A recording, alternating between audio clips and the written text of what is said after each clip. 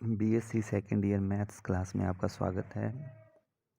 समतलीय बलों के संतुलन हेतु व्यापक प्रतिबंध, general condition of equilibrium of coplanar forces, part third, unit first. तो आज हम पढ़ेंगे तीन बलों के अंतर्गत एक पिंड की साम्यावस्था।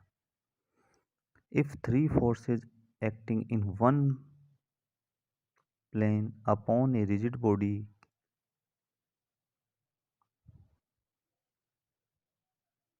keep it in equilibrium, they must either meet in a point or be parallel।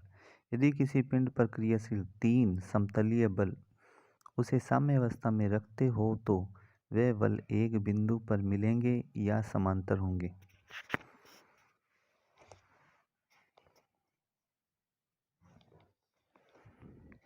माना एक दृढ़ पिंड के बिंदु ए, बी और सी पर तीन समतलीय बल P, Q और R क्रियाशील है। एक दृढ़ पिंड दे रखा है चित्र 1.3 में और इस पर A, B, C बिंदु पर तीन समतलीय बल P, Q और R क्रियाशील है जिनके अंतर्गत पिंड साम्यावस्था में है। निम्न दो स्थितियां हो सकती है।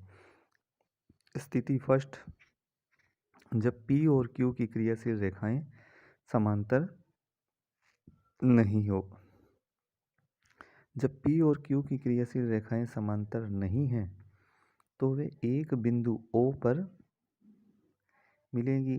तीनों बल साम्यावस्था में होने के कारण बिंदु O के सापेक्ष तीनों बलों के आघूर्णों का योग शून्य होगा, क्योंकि तीनों का आघूर्ण शून्य कैसे होगा कि O बिंदु से गुजर रहे हैं, इस कारण से।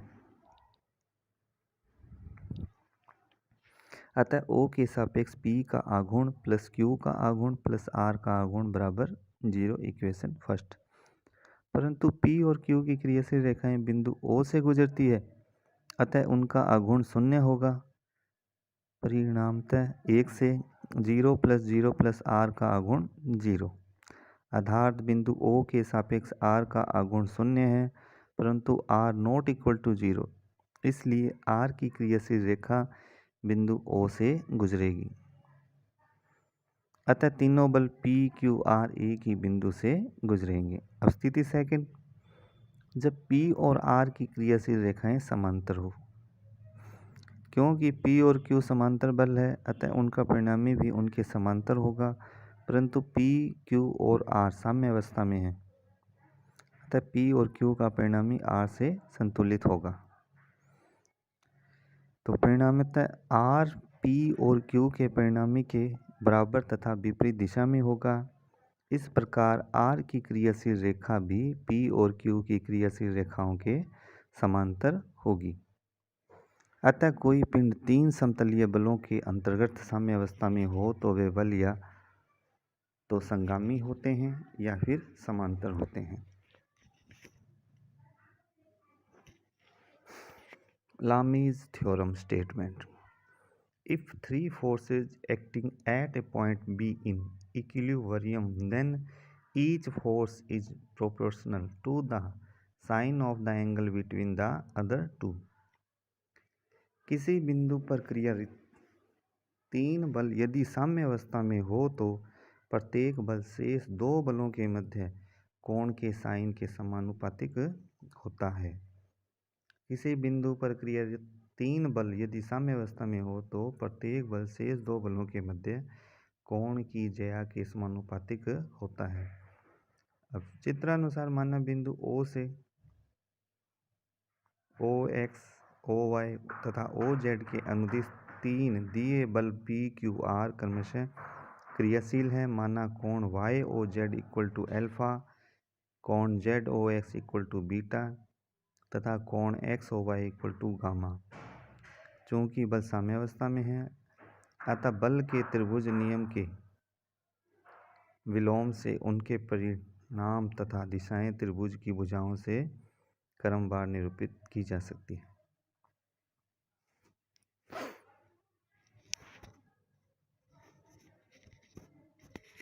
तो P बटे में BC, Q बटे में AC और R बटे में AB तीनों बराबर होंगे। P बटे बी सी बराबर क्यू बटे ए सी बराबर आर बटे ए बी, इक्वेशन फर्स्ट। तो त्रिभुज ए बी सी में साइन सूत्र का प्रयोग करने पर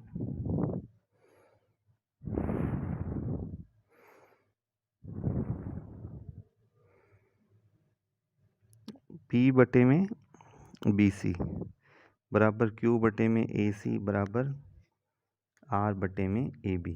अब साइन सूत्र क्या होता है, पी बटे साइन ए बराबर क्यू बटे साइन बी बराबर आर बटे साइन सी। तो यहाँ साइन सूत्र का प्रयोग करेंगे तो क्या हो जाएगा, बी सी बटे में sine A equal to C A बटे में sine B equal to A B बटे में साइन सी।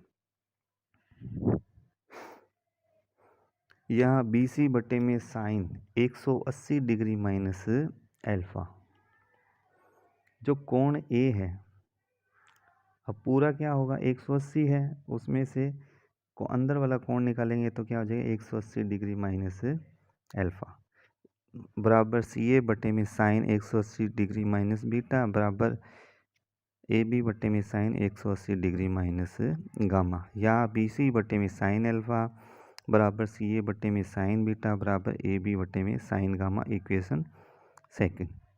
अब 1 और 2 से तो क्या आ जाएगा, पी बटे में साइन एल्फा बराबर क्यू बटे में साइन बीटा बराबर आर बटे में साइन गामा। तो यही सिद्ध करना था, किसी बिंदु पर क्रियाशील 3 बल यदि साम्य अवस्था में हो तो प्रत्येक बल शेष 2 बलों के मध्य कोण के साइन ज्या के समानुपातिक होता है। अब ट्रिग्नोमेट्रिक थ्योरम्स, त्रिकोणमितीय प्रमेय, MN theorem. In a triangle ABC, PB, any point in the base AB, dividing it into two segments M and N, let कोण ACP equal to alpha, कोण BCP equal to beta, and CPB equal to theta. Then, यदि त्रिभुज ABC के आधार AB पर कोई बिंदु P है जो AB को M अनुपात N के अनुपात में विभाजित करता है और कोण C को अल्फा बीटा में बांटता है तथा कोण CP इक्वल टू थीटा, तो A सिद्ध करना है M प्लस N ब्रैकेट में cot theta equal to M cot A minus N cot ये M cot alpha minus N cot beta. B part M plus N bracket में cot theta equal to N cot A minus M cot B। तो हमें चित्र दे रखा है 1.5,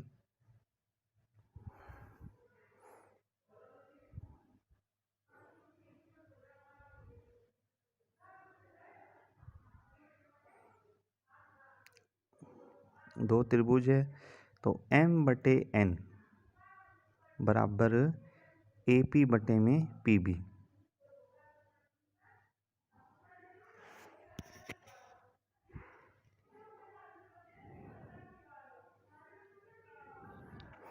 तो M बटे N बराबर AP बटे में BP बराबर, अब क्या करेंगे CP से ऊपर नीचे मल्टीप्लाई किया तो AP बटे में CP डॉट CP बटे में BP इक्वल टू,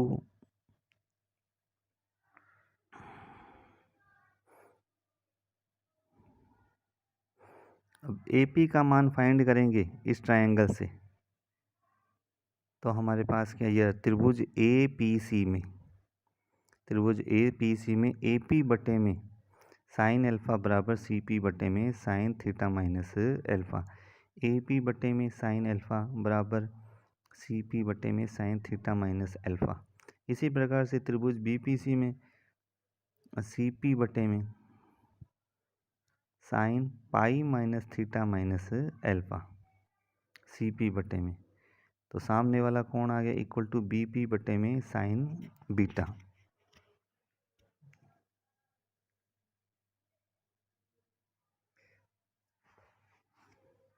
तो हम यहाँ मान रख देते हैं, AP का मान तो हमारे पास क्या आ जाएगा, AP बटे CP, ऊपर वाले से त्रिभुज APC में से AP बटे CP क्या हो गया, साइन अल्फा बटे में sine theta minus alpha, into में CP बटे में BP sign pi minus theta minus beta बटे में साइन बीटा। तो m/n बराबर आ जाएगा साइन अल्फा इंटू में, अब 180 माइनस थीटा क्या होता है, इसमें साइन प्लस का ही होता है, तो साइन थीटा प्लस बीटा बटे में साइन बीटा और sine theta minus alpha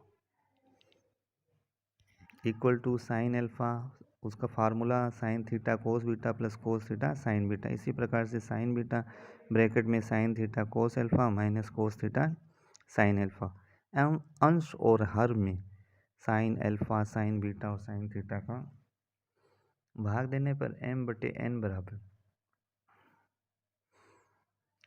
sign alpha sine beta और साइन थीटा का भाग देंगे तो क्या आएगा, फर्स्ट में तो बन जाएगा कोट बीटा प्लस सेकंड में बन जाएगा कोट थीटा और बटे में बनेगा coat alpha minus cot theta. इसको और सॉल्व करेंगे तो क्या आ जाएगा m+n,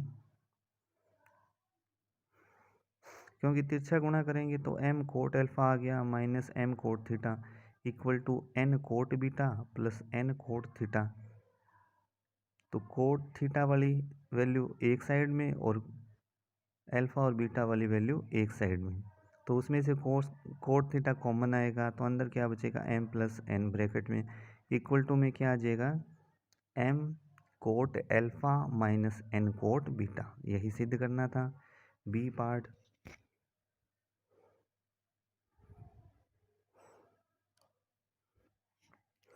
पुनः 1 से m/n बराबर AP बटे में BP इक्वल टू AP बटे में CP और CP बटे में BP, और ये मान हमने फाइंड कर। अब त्रिभुज वापस वैसे ही त्रिभुज APC में AP बटे में साइन थीटा माइनस AP बटे में साइन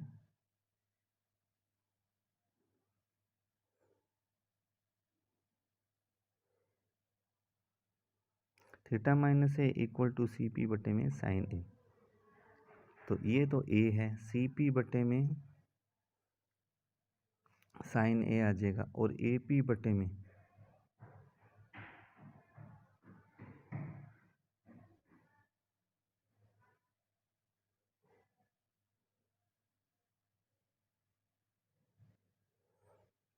तो हमारे पास AP बटे में CP का मान क्या हो जाएगा साइन थीटा माइनस A बटे में साइन A। इसी तरह से त्रिभुज BPC में CP बटे में sine theta minus B equal to BP बटे में sine pi minus theta minus B। तो CP बटे में BP का मान क्या हो गया साइन थीटा माइनस B बटे में sine pi minus theta minus B। इसलिए m/n बराबर sine B sine theta minus A बटे में sine A sine theta plus B। Formula लगा देंगे साइन B ब्रैकेट में sine theta cos A minus cos theta sine A। इसी तरह से नीचे साइन A ब्रैकेट में sine theta cos B plus cos theta sine B, अंश तथा हर में sine theta sine A sine B का भाग देने पर। तो फर्स्ट ऊपर देंगे फर्स्ट पार्ट में sine theta sine B cut जाएंगे और साइन थीटा कोस A बटे साइन A बचेगा, वो हो जाएगा कोट A माइनस इसी तरह से कोस थीटा और बटे में cot B plus cot theta. तिरछा गुणा करके इसको सॉल्व करेंगे तो क्या आ जाएगा m+n cot theta equal to n cot A minus m cot B, जो B को सिद्ध करता है। अब नोट, किसी पिंड पर लगे 3 बलों की साम्यावस्था के संबंधित प्रश्नों के लिए हम निम्न प्रमेय या त्रिभुजों नियमों का प्रयोग करते हैं। बल त्रिभुज लामी प्रमेय, एमन प्रमेय, आघूर्ण नियम। विद्यार्थियों को प्रतिक्रिया की दिशा का विशेष ध्यान रखना चाहिए जो प्राय स्पर्श बिंदु के सतह के अभिलंब की दिशा में होता है। यदि एक छड़ का एक सिरा एक दीवार के साथ लगा हो तो सिरे पर प्रतिक्रिया दीवार के लंबवत होगी। इसी प्रकार यदि छड़ का सिरा एक गोले के साथ है तो प्रतिक्रिया उस बिंदु पर अभिलंब के अनुदिश होगी जो गोले के केंद्र से गुजरेगा। पुनः यदि छड़ कोई खूंटी या प्याले के किनारे पर रखी हो तो खूंटी या किनारे की प्रतिक्रिया छड़ के लंबवत होगी। तो इसमें क्या ध्यान देने योग्य बात है, यदि एक छड़ का एक सिरा एक दीवार के साथ लगा है तो सिरे पर प्रतिक्रिया दीवार के लंबवत होगी, और इसी प्रकार यदि छड़ का सिरा एक गोले के साथ है तो प्रतिक्रिया उस बिंदु पर अभिलंब के अनुदिश होगी जो गोले के केंद्र से गुजरेगा। पुनः यदि छड़ कोई खूंटी या प्याले के किनारे पर रखी है तो खूंटी या किनारे की प्रतिक्रिया छड़ के लंबवत होगी। धन्यवाद।